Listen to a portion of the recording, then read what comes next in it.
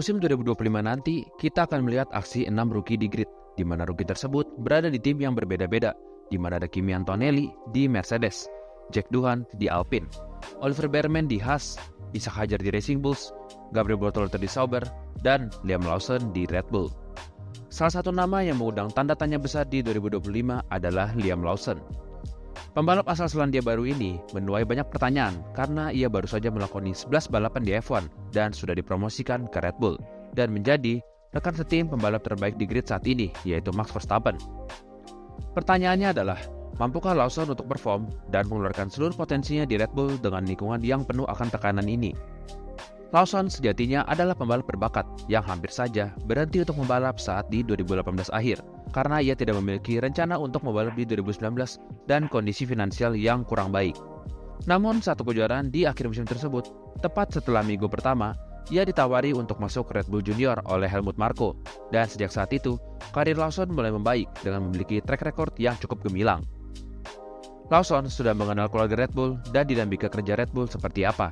Karena pada saat ia menjadi reserve driver di Red Bull pada 2022, ia banyak terlibat di pit wall dan simulator Red Bull. Melalui salah satu podcastnya, ia mengatakan jika ia sudah familiar dengan mobil Red Bull di setiap generasinya atau setiap tahunnya, dari RB18 hingga RB20. Lawson adalah pembalap yang berada di balik simulator Red Bull, di mana Lawson bekerja untuk mencari data sebelum dimulainya race week.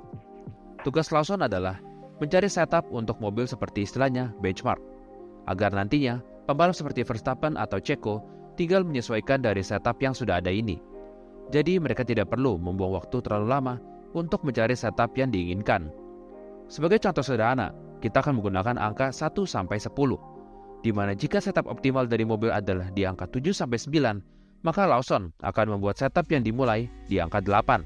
Jadi pembalap utamanya tidak perlu menguji coba lagi dari 1, 2, 3, 4 hingga ketemu di angka 8 ini.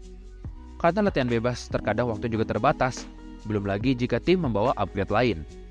Namun permasalahannya adalah, berita terkini dari jurnalis luar mengatakan jika RB21 memiliki jendela operasi atau working window yang lebih kecil ketimbang RB20. Artinya apa? Artinya setup harus benar-benar presisi dan detail untuk mendapatkan kecepatan atau performa terbaik dari mobil RB21 ini. Kita tahu Lawson sudah banyak bekerja di simulator, namun pengalaman tidak bisa bohong. Ditambah, dengan jendela operasi RB21 yang kecil, maka kami rasa Lawson akan mengalami kesulitan di sisi ini. Namun kita hanya perlu melihat Red Bull memberikan dukungan penuh dan bantuan ke Liam Lawson. Maka hal ini bukan masalah besar bagi Lawson. Bicara soal gaya balap, Lawson mengatakan jika gaya balapnya dengan Verstappen mirip-mirip. Ditambah, ia juga sudah mengetahui karakteristik mobil Red Bull tepatnya RB20 sebelumnya. Jadi setidaknya ia memiliki gambaran betapa agresifnya mobil Red Bull ini. Namun permasalahannya, jika nanti Verstappen ingin mobil yang semakin agresif dan kuat di grid ban depan, maka mobil tersebut akan sangat liar di bagian belakangnya atau di bagian rear end-nya, yang dimana jika Lawson belum cukup waktu untuk beradaptasi, maka ia akan kesulitan di hal tersebut.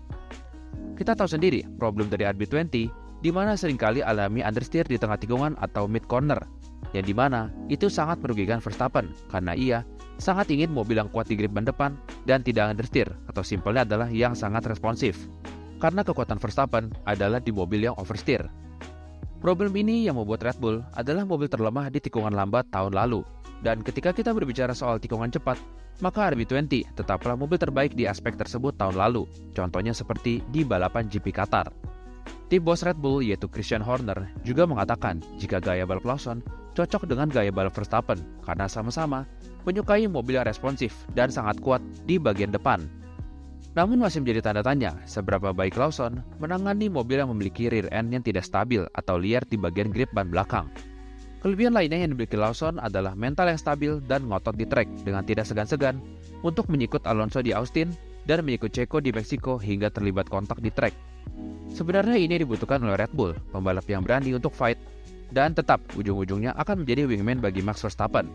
Karena persaingan semakin ketat di 2025, maka jika Lawson dapat perform, maka akan sangat membantu Verstappen dan Red Bull di kejuaraan dunia pembalap dan konstruktor pada musim 2025.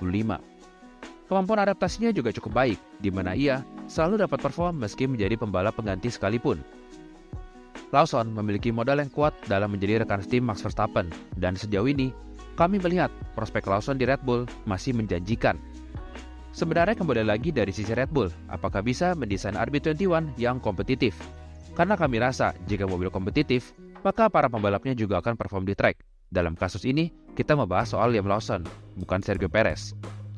Namun Horner juga mengatakan jika ia sudah belajar dari kegagalan Checo di Red Bull untuk membantu Lawson beradaptasi di Red Bull nantinya.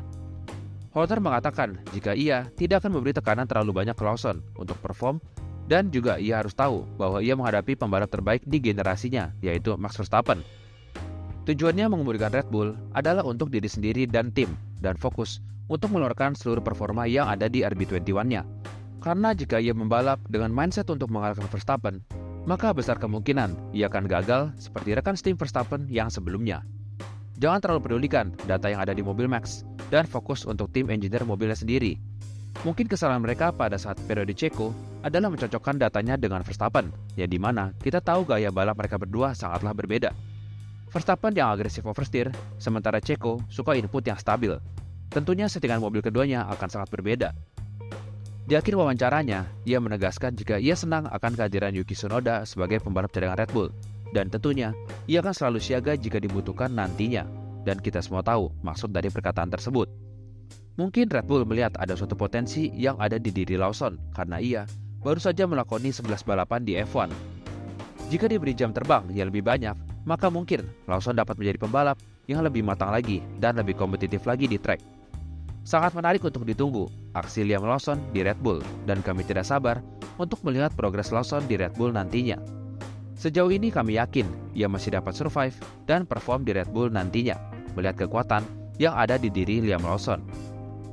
Kuncinya cuma satu, yaitu fokus ke diri sendiri dan tim engineer sendiri. Tidak perlu membanding diri dengan membanding-bandingkan hasil yang ia raih dengan Verstappen, karena Red Bull juga sadar jika Lawson adalah pembalap rookie dengan minim jam terbang. Fokuslah untuk memaksimalkan dan mengeluarkan seluruh potensi yang ada di diri Lawson dan di RB21 nantinya.